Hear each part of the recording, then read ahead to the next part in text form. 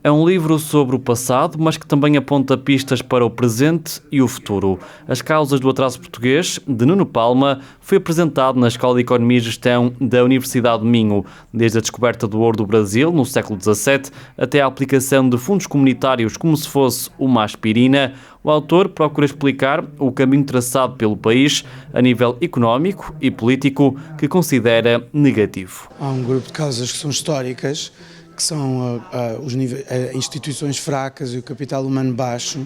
Por exemplo, entramos ainda início do século XXI, mais de metade da população portuguesa só tinha a escola primária ou menos do que a escola primária. Há causas fundamentais que são contemporâneas.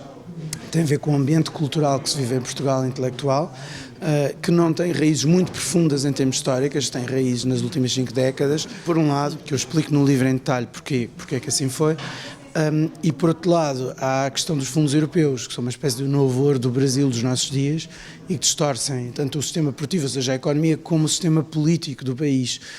Permitem que certos políticos comprem apoios políticos e não deixam a sociedade como um todo sentir, digamos, na pele as consequências da má gestão da coisa pública que muitas vezes acontece. O ensino superior tem uma cota-parte de responsabilidade no atraso português, de acordo com o autor, apesar de os números poderem transparecer o contrário. Em termos de percentagem das pessoas de idade de ir para a universidade, até é maior em Portugal os que de facto vão para a universidade em relação a outros países europeus até mais ricos do que Portugal. Isso, na minha opinião, tem a ver com vários fatores. Um deles é a própria falta de oportunidades no mercado laboral em Portugal, e isso não tem grandes consequências para a economia portuguesa por 2 motivos. Primeiro, porque muitos desses acabam as licenciaturas ou até os mestrados e depois saem imediatamente do país, já vai para aí em 40% aproximadamente o número que faz isso, e portanto esses cursos foram financiados quando foram em universidades públicas pelo contribuinte português, mas depois o contribuinte não vai beneficiar desse capital humano porque essas pessoas vão sair do país imediatamente a seguir. E depois há a questão da qualidade desse capital humano, não chega a contar número de anos de escolaridade, é preciso ver qual é a qualidade do ensino das universidades em Portugal. E as universidades em Portugal, há exceções, há bons professores, há bons cursos, há boas universidades, mas genericamente a qualidade é muito, muito fraca. E sendo muito fraca, depois não vai, e especialmente em áreas como as ciências sociais e humanas, é desastrosamente fraca, genericamente.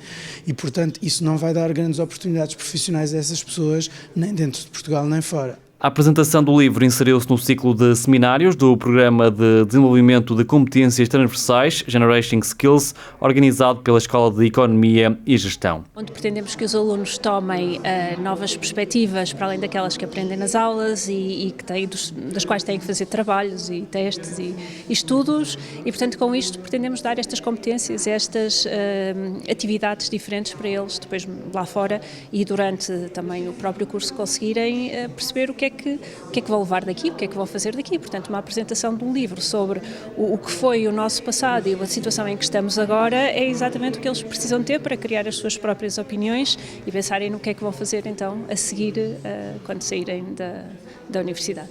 O auditório DST da Escola de Economia e Gestão da Universidade de Minho encheu para a apresentação do livro As Causas do Atraso Português, de Nuno Palma, professor catedrático do Departamento de Economia da Universidade de Manchester. A sessão contou também com a participação dos professores da EEG, Silvia Sousa e João Cerejeira.